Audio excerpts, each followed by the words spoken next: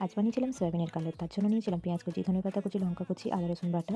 সয়াবিনটাকে সেদ্ধ করে আগে থেকেই পেস্ট করে নিয়েছিলাম কিছু বেসিক মশলা, আর আলুটাকে সেদ্ধ করে ম্যাশ করে নিয়েছিলাম।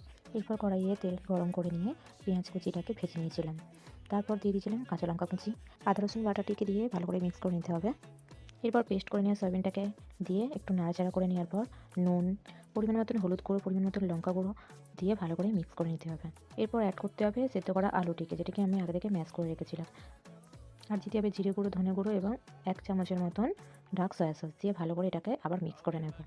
একটি পাত্রে মশলাটিকে নামিয়ে ঠান্ডা করে নেওয়ার পর অল্প একটু কর্নফ্লাওয়ার এবং নিড়ে গুঁড়ো দিয়ে ভালো করে মেখে এরকম চৌকো চৌকো করে শেপ দিয়ে নিতে হবে। ডিমের মধ্যে ডুবিয়ে তারপরে নিড়ে গুঁড়ো দিয়ে একবার কোটিং করে নেওয়ার পর ভেজে নিন, তাহলেই হয়ে যাবে গরমাগরম সয়াবিনের কাটলেট। পারলে আপনারাও একবার ট্রাই করতে পারেন। শীতের সন্ধ্যায় অবশ্যই মুখরোচক খাবার, অনেক ভালো লাগবে। যদি আমাদের এই রান্নাটি ভালো লেগে থাকে তাহলে অবশ্যই চ্যানেলটি সাবস্ক্রাইব